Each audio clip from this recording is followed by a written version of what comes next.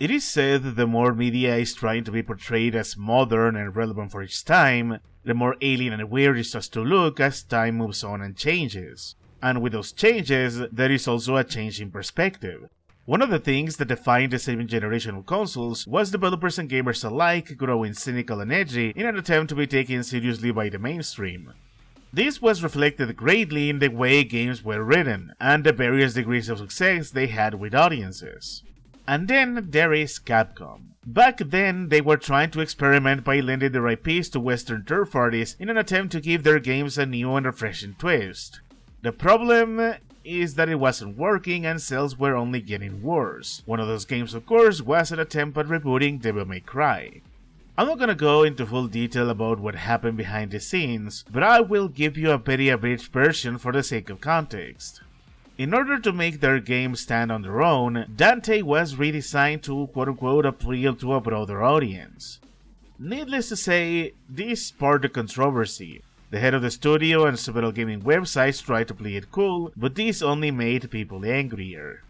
Made worse by the fact people were still upset about the direction of many of their games, including turning Resident Evil into a military shooter. So, in short, this game bombed and hard. But it's been 10 years. The game got a remaster, the original series got an amazing 5th entry from what I heard, so I thought it would be fun to give this game a go. See if the years of bad press were warranted. So let's get started with the basics. DMC tells us a new origin story for Dante, son of Sparta, a half-angel, half-demon living life by himself in the human world, partying, enjoying good company, and of course, fighting demons who are constantly trying to hunt him down. That is, until an organization reaches out to him asking for help in taking down Mundus, a powerful demon responsible for him losing most of his family. It is in figuring out who he is and recovering the memories of a childhood he forgot how Dante takes part in a war to liberate humanity from Mundus' control. And that's about the basics of it. I don't think I need to say too much except, well, the opening hours of this game did not leave the best of impressions, and apparently neither did the gameplay among the most hardcore of fans, so let's take a look at that first. One of the most iconic elements of the DMC series is the style meter. The idea is pulling off stylish combos will give you the most score, and also deal more damage. You do that by using as many different moves as you can, because relying too much on one weapon or on combo is a bad idea, as the more you use it, the less damage you do until you do no damage at all. So to avoid that, you have to use everything at your disposal, and you have to look stylish while doing it. This is a system that supposedly got overhauled for this reboot.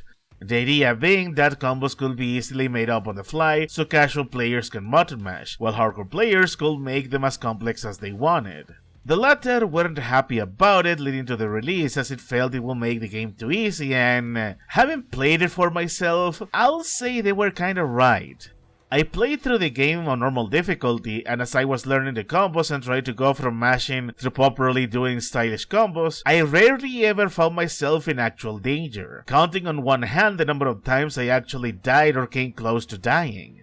As for the combat itself, I found it interesting. True to Dante's nature as a hybrid, your arsenal is made up of equal parts angelic and demonic, with the three main damage types being light, fast, and heavy to allow you to mix and match them with each fight. It's a combat system that is very easy to play, but one I noticed it still needs a bit of an extra punch, no pun intended. Because while it is fun to juggle enemies around and do some amazing crowd control, you soon find the game try to add variety by having you juggle your powers instead in a game of red light blue light, to some very mixed results. There's not too much science behind it really. Some enemies only take damage from demon weapons and others from angel weapons. On paper it sounds like it wants you to keep adding variety to the style meter, but in practice it only limits what you can do. Especially egregious in the early hours because, like any other hack and slash game, you start with a bare minimum and your arsenal increases as the story progresses. And this of course is before taking into account enemies that can rush you for a grab, or smaller more annoying enemies that can cheap shot you if you are not careful. Minor complications, but nothing some practice won't fix.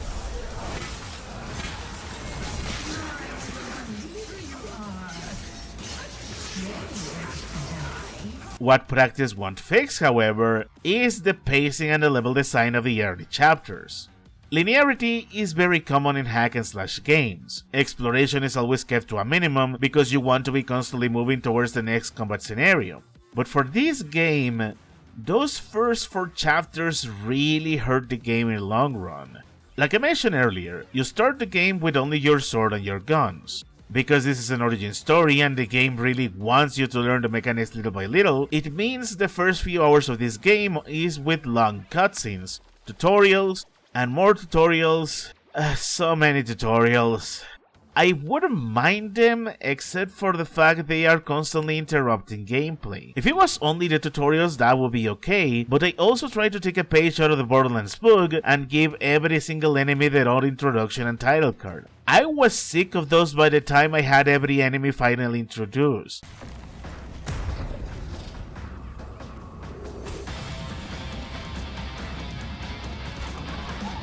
And let me tell you, it makes it feel less like I am playing a spectacle fighter and more like I am watching a slideshow of cool concepts the developers really wanted me to look at. Linearity also becomes a problem when you want to explore and make sure you're not missing out on anything. I know these type of games are built with replayability in mind. I'm always going to be the first person to preach about how important player expression is. So for me, it becomes frustrating when I want to think outside the box, maybe get my hands on something that is out of my reach and feel clever about it, but the level design is so focused on railroading you that it feels very restrictive, like it's actively punishing you for trying to look away from the already narrow beaten path.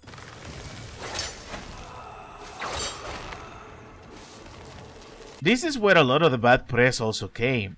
If you watch any cutscenes of Dante sweating like a sailor or the combat feeling stupid easy and unholy, these first 4 chapters are the culprit of it. And if the entire game was like this, I would have seriously agreed that this game was a bad reboot that fails in every aspect. But then, chapter 5 happens. There's still flaws with the linearity, and it was around the time I just gave up about exploring anything that looks like I'm gonna revisit on a replay. It's once you reach the boss of this level that something finally clicks. The game becomes awesome once you get over the cringe cover course.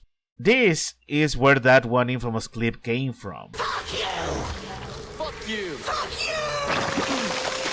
you! And then the game lets you have amazing boss fights. The levels loosen up because now you have all the weapons you need and the experience just becomes crazy fun. And I can only ask myself as I walk through a demoted nightclub listening to some sick beats, where was this awesomeness in the early hours of the game? Why couldn't the game be more like this? Take advantage of the reality warping nature of Limbo. Let me loose on my enemies to be as stylish as I want. Why couldn't I get these awesome boss fights much sooner? This is hard-hitting news, Bob!